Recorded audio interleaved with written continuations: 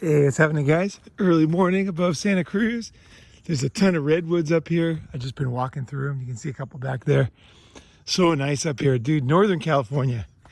Man, this place is really nice, especially this season. It's a perfect season. Fall. That's why I picked it. I was like, yeah, summer's going to be awesome. Didn't use that voice, but yeah, so I'm here and getting ready for the summit coming up. Let's see, we're going to start getting together 23rd to 28th. We'll be up there, and the actual official summit is 24th to 26th. But I'm up here now, and I'm just thinking about something. Like how beautiful it is up here, how peaceful. There's just birds. I've seen a million rabbits and birds and all kinds of stuff. I haven't seen any coyotes, but they're definitely out here. 100% coyotes are out here. And they're getting more, what do you call it? They're getting more, less fear, they get in your way. So it would be cool to see one. They're kind of wild looking, like big dogs. We got a bunch down south too, but I saw a sign that there's a bunch of them up here. So I'm looking forward to seeing what we see up here. They don't attack adults. They might attack a dog, but I've walked right past them, literally like right past them in the middle of the night, like within like 2 meters. Didn't do anything. So anyway, I'm up here and wanted to talk about, I think one of the scariest things, literally one of the scariest things for men today. And it's the concept that women have, and I think it's a natural concept. It's a normal thing for women to do. I just think that sometimes things get skewed, right? And they lose everything needs to be in balance, right? Everything is a balance in life. Eating vegetables, eating food, eating meat, eating protein, it's all a balance. Sleeping, I'd love to sleep, but you don't want to sleep too much, right? Simple. So what is this concept? What is this concept of never settling, right? If you think about it, it makes sense, right? Don't settle. Don't settle for somebody who's not good enough, wait, go through people, find the right person, right? All that, right? Makes sense. Totally great advice. The problem is today, one of the problems today is that because you can always reevaluate everything, like legally, and you can just back out of anything today. Because the reason why never settle is such a great concept for women, especially, and men too, but for women as the sexual selectors, it's really important because you don't want to get stuck with the guy like who lives down the street, right? Just because he's there, you know what I mean? It's kind of like you don't want to always eat at the restaurant right next door, right? Don't get advice. Somebody told me, don't get advice from the guy next to you at the bar. Look around for a really good person that can, understand you and all that, right? So good idea, good concept. Now, but when you can always back out of a commitment, that's when it really changes. I think that's when it kind of undermines the whole concept, because the concept of settling, or the concept of marriage, I should say, and what the settling is built upon, or the idea is that you're going to look and you're going to find somebody, and then you're going to make a decision, and that's it. That's why you don't settle, because you're like, man, I don't want to make the wrong decision on something so important the rest of my life. But today, with everything being reevaluated, it changes things. So how does it change it for men? I think the key thing is there's a lot of factors here. So one of the factors is, if you ever seen that, you should listen to the song, Janet Jackson, What Have You Done For Me Lately? Great song, because it just lays out the way a lot of women think today. And it's like, what have you done for me lately? Essentially, no matter what you did in the past, it no longer matters. All that matters is right now. And the problem with this, the real problem, there's a lot of problems with it, but one of the problems for guys is that one of the deepest, human needs, or desires is for somebody who cares about them no matter what. So you're not being evaluated all the time, right? You have this idea, obviously it's not perfect, it's not 100% black and white, but our deepest need, and this is what parents feel this role, is your parents, they love you no matter what. And that's one of the key things that you tell a child, and you let them know that you love them no matter what. That is a very unique concept for a parent, because everybody else in their life is going to value them based on, what have you done for me lately kind of thing. Whereas a parent, it's like, hey, I'm with you for the long haul. If you make mistakes or, whatever you do, I'm there for you. And this is really what is missing in people that grew up in, let's say, war-torn countries, is that, especially if you lose your parents very young, is you don't have anybody in this whole world who loves you no matter what.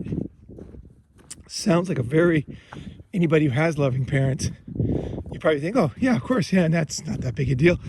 It is a big deal. And talk to kids that don't have that, and you will quickly be like, oh my gosh, wow, I never thought about it, but it's like so important, right? So important. And it's the concept is like, you just, no matter what, you're loved, you're cared for. And also that you can relax. So for example, you don't get on your best clothes, to get on the sofa and watch a rerun of a TV show with your lover, for example, because you guys are together, and obviously there's a balance, and there's a taking advantage of these things where you're not appreciating the other person. But even then, that's natural. You're always going to have that in any relationship, and also with any job.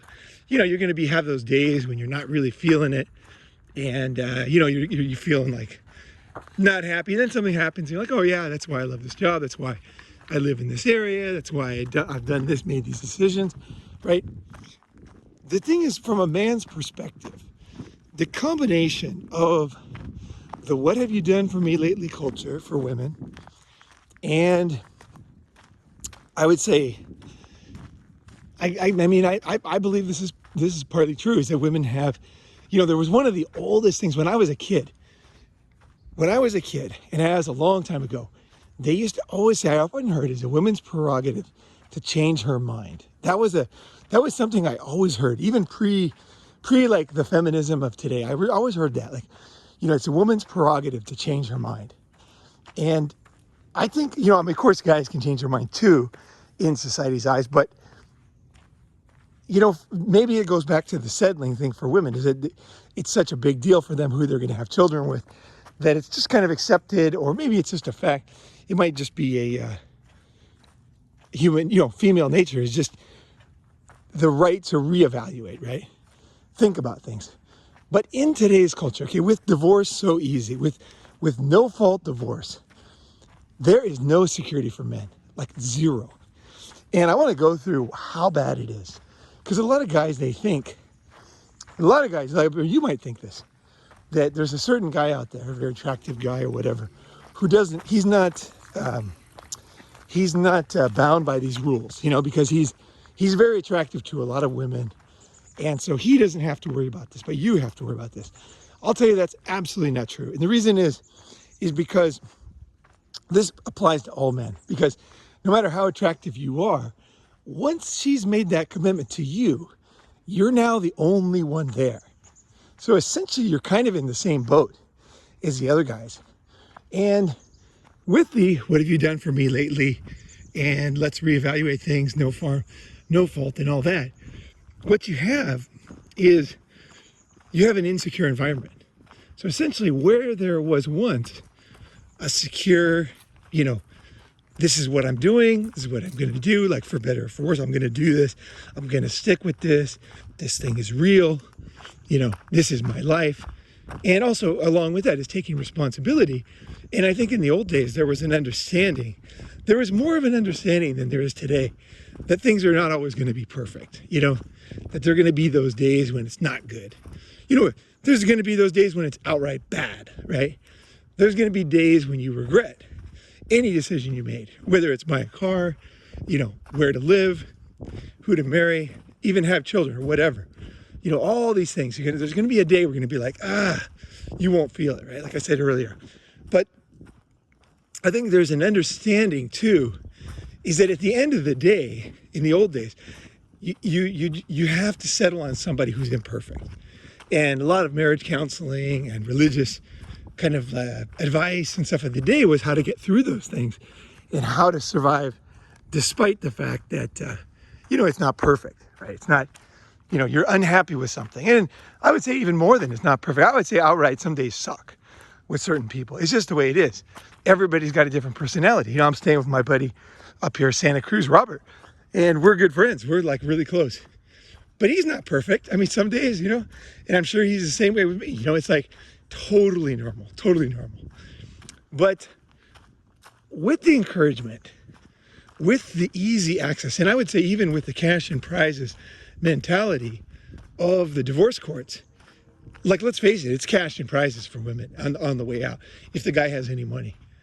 And so there's a benefit to breaking the bond.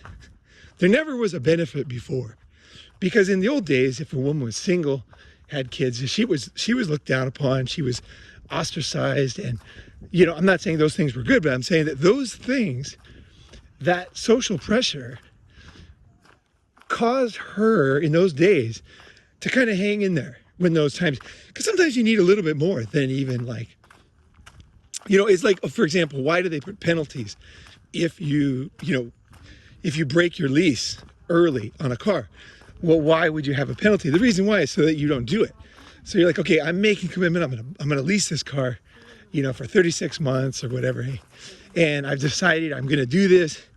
And I know the car's not perfect. It's gonna get old. The car's gonna get old. But hey, I'm gonna do a 36-month commitment. There might be a new model coming out tomorrow, and I might regret it. But if you do, then you have to pay, right? There's a payment, right? There's a payment. I think something like that is in order, where if you make a commitment, let's say to marriage, and you back out, there should be a penalty. I believe it's totally obvious. Like, you made a commitment, lifetime commitment, and now you're backing out. And, for whatever reason, whether it's your health or whatever the reason is, you're backing out of a commitment. Like, for example, with a car lease, you never have any. They don't listen. They're not going to listen. They're just going to charge you, right? Because you signed a lease. I think a marriage contract should be something like this. I really do. I think there has to be some kind of thing like this. It doesn't sound good, but see, here's the things about life. Is sometimes things don't sound good, but then when you implement them, it's really good. Yesterday I drank this, my friend Robert had this drink he got from a Turkish restaurant, and it was a fermented radish, hot pepper, and something else drink. And it was really great, actually. And it was really strong and super like healthy feeling, no sugar. And it was real bitter. It had a real strong taste to it. And it was fermented, but it wasn't alcoholic. So it was really great, actually. I was digging on that stuff. I guess it's expensive. But anyway, it didn't taste good at first. But I like, what happens to my body when I eat healthy food. So, it doesn't always taste good, right?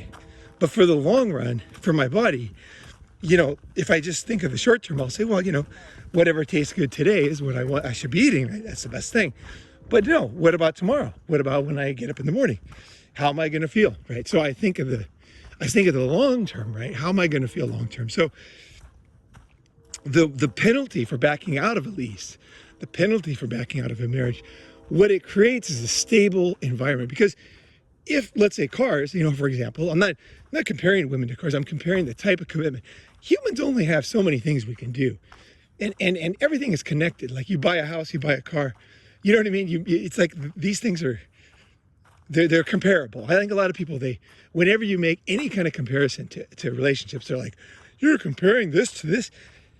This is, if you ever watch any old movie, like, this is how the wise men told stories. They're comparing things. They're making, metaphors and similes that help you to understand a concept, right?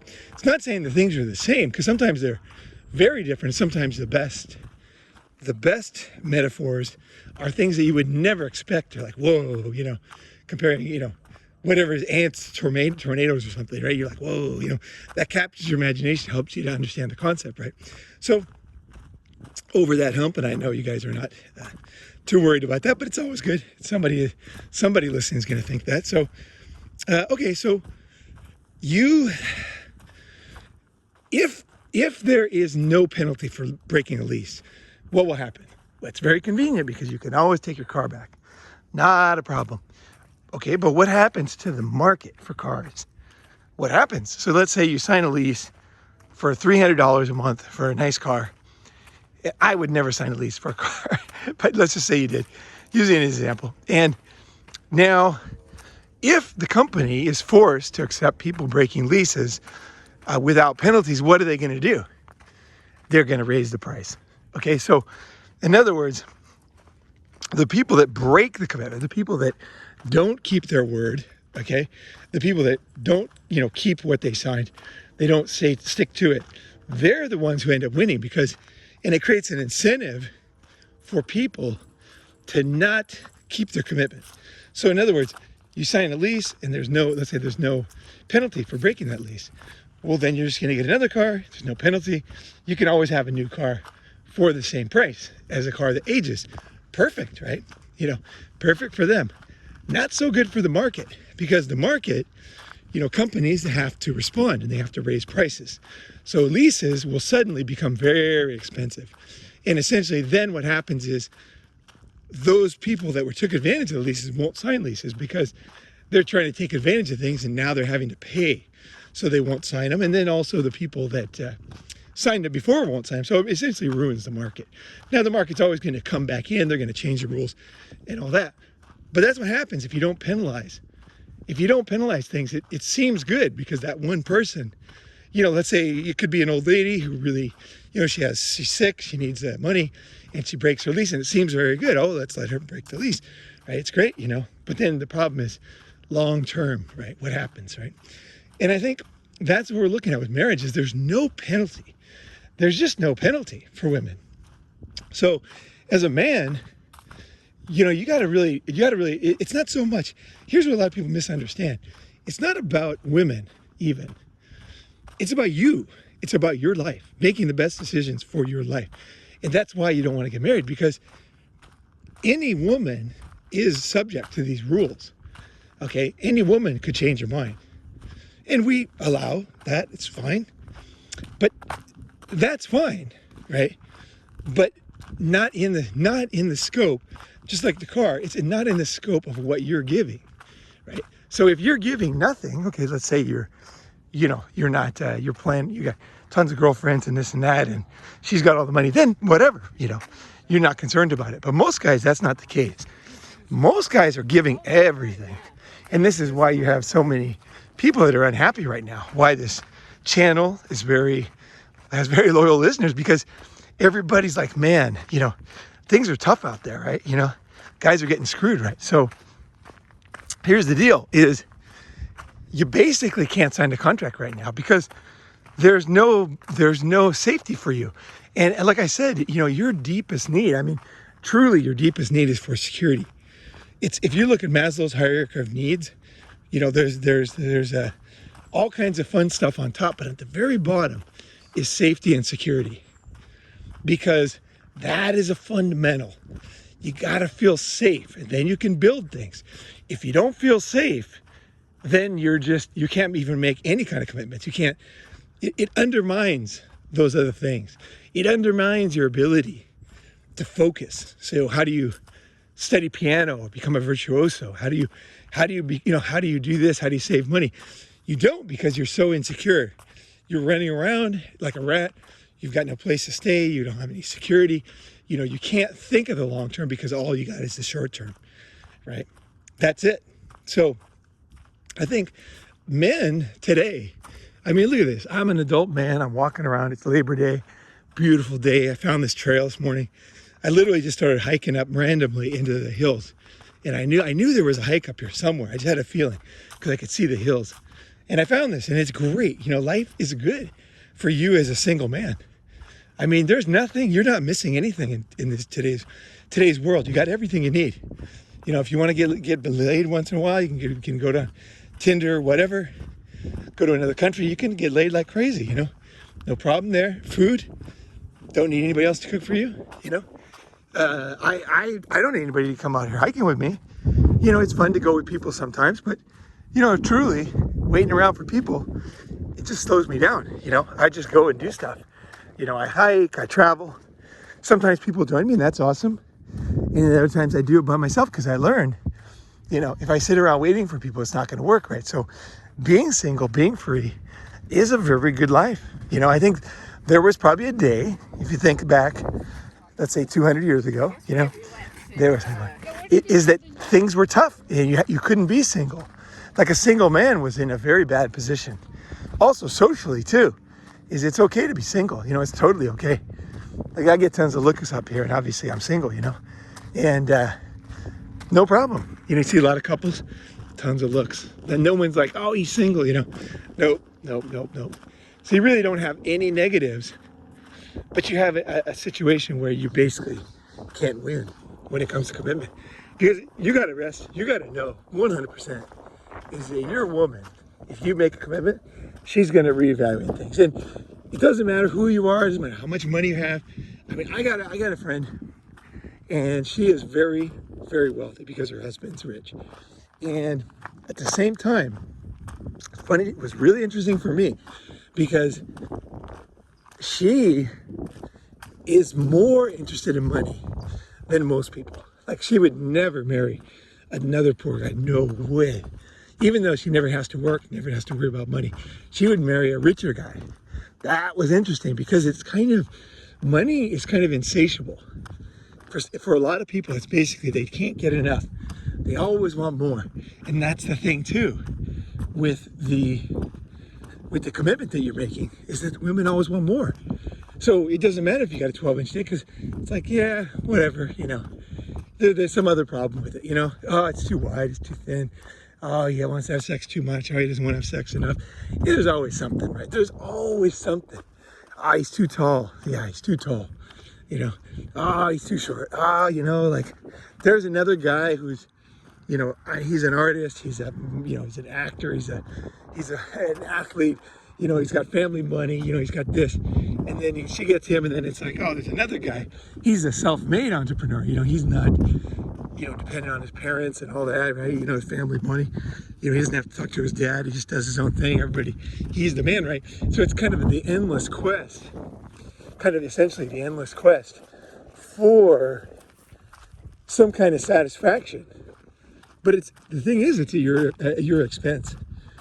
And a lot of guys, they think, like I said, just look, the best examples actually would be recent in the last few months was Bill Gates and Jeff Bezos.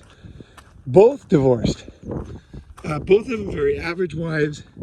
Nothing special. It wasn't like they were way above their fishing above their, Nope. And we're talking the richest guys in the world. Two of the very, very richest guys. Very average wives, both left.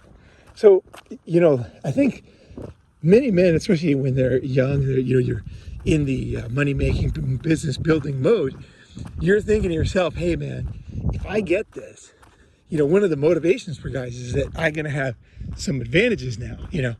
I'm going to be that guy with the money. She will, you know what I mean? But it's not true. It's not true. Because of the courts, because of the easy, no-fault divorce, she can leave with the money. Then she's got the money, she doesn't have you. Now she's got the money, she's got the freedom, and she has all the networking connections, and she goes on and meets other guys, because the better you are, the better your friends are. And the better your friends are, the more options she's gonna have if she's with you for a long time. I learned this when I was in China, is that there's no like, it's what's called the social climber. So you have to be, a lot of people are social climbers, and they're just looking for you as a rung on the ladder to get to the next level. Not everybody wants to move up. Everybody, we all have that desire, but it's kind of, there's an insatiableness to a social climber. It's an extreme example of someone who is always looking to get ahead, always looking for the next thing, not satisfied, going to step on this back to get to the next one, step on their back to get to the next one. And you see this, if you look in history, especially, you can see it with like groupies and things like that, is the groupies will go and sleep with the rock stars, but then they get into that network. So a lot of the bands, 70s, were groupies in the 60s, a lot of the female bands, because they met those guys, right? They got that gig, they got that connection. So the rock star, he probably thought, oh man, That's groupie. You know, she's like working at McDonald's. You know, she needs me, and he's like super famous. He's the Rolling Stones or whatever. But man, you know, is that enough for her? Insatiable, right? She wants, not only does she want to date a guy like him, she wants to have her own band. She wants to have her own recording studio. She wants to be a producer. You know, it just goes on and on. Maybe wants to get into the acting world, wants to get into Hollywood. Maybe wants to be a developer, or maybe wants to try, you know, something like that, more big industry, right?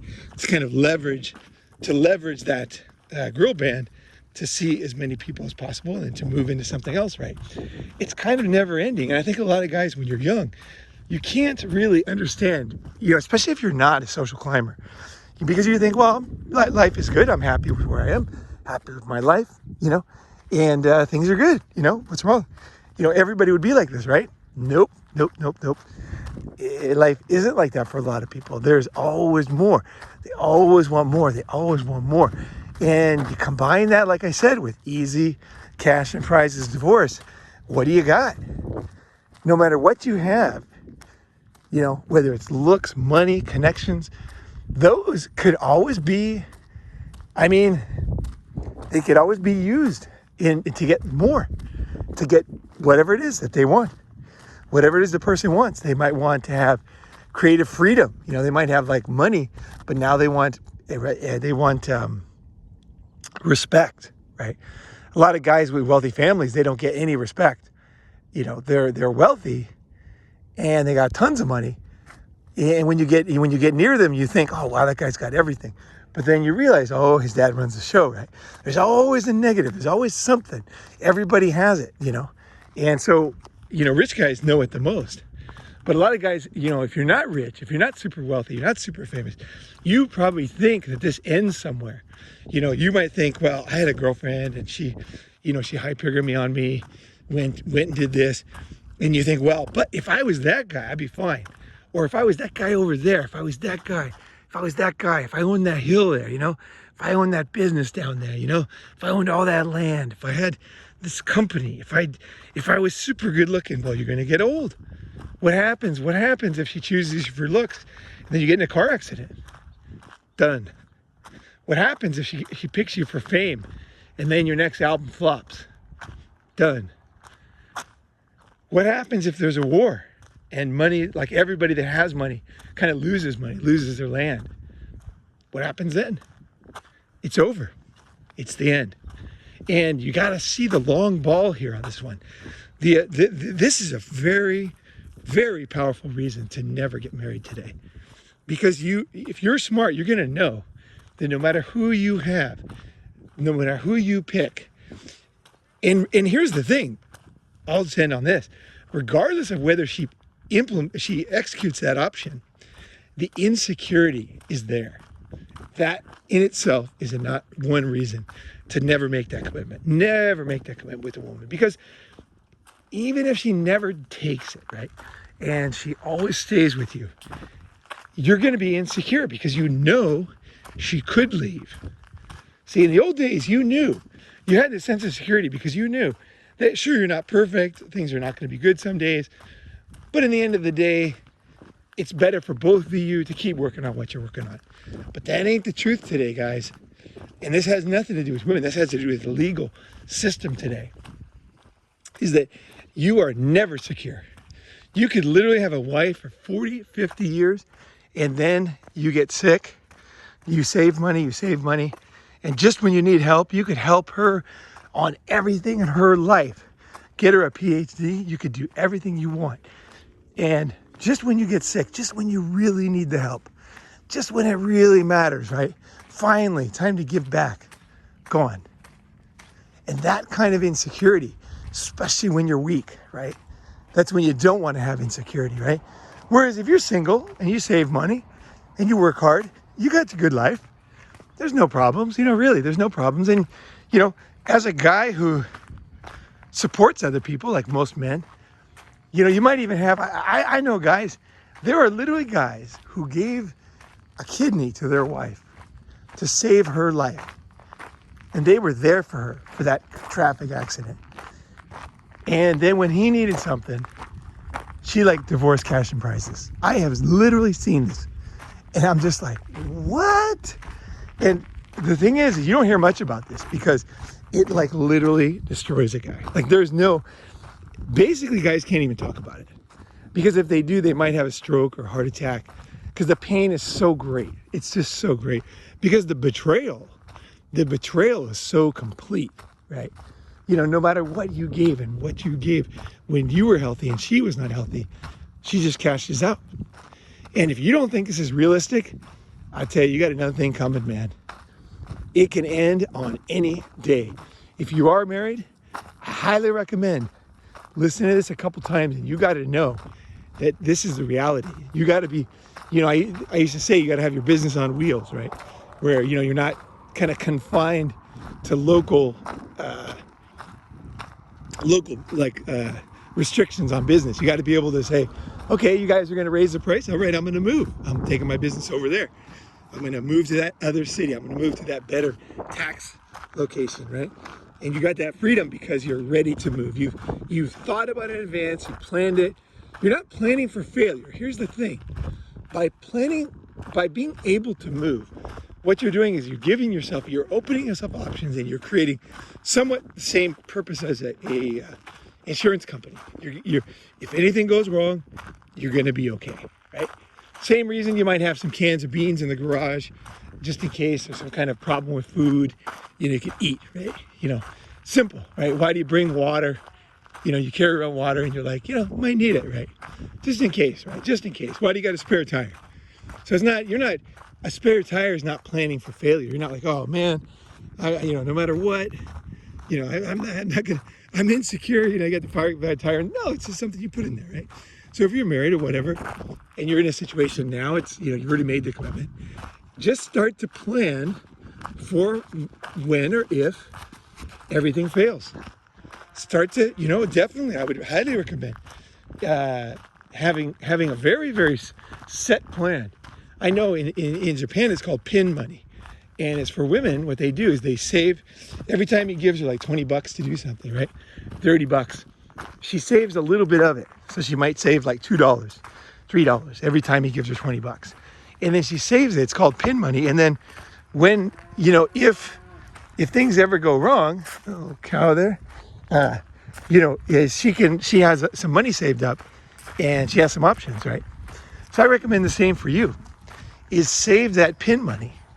If you're married, save that pin money. Just have a little savings on the side, crypto or whatever, and just start to, and you can always use it. You know, for example, she has a car accident, she's sick, she's turned out to be a great wife, things have worked out. You're one of the lucky ones, you're one of the long-term ones. You can always use that money to help her, no problem. You're not stealing the money, you're not taking the money away. You're just having the money, so if something goes wrong, you're okay. You're okay. Save that pin money. It's a very wise thing. And the key thing with pin money for Japanese wives is she's not stealing the money. It's just like a couple dollars here and there. Every time, a couple dollars, she puts it in her pin money, right? And actually, a lot of Japanese husbands, they know that the wife has pin money. And it's like, okay, you know, that's good for her. She got a little nest egg on her own, you know. It's all good.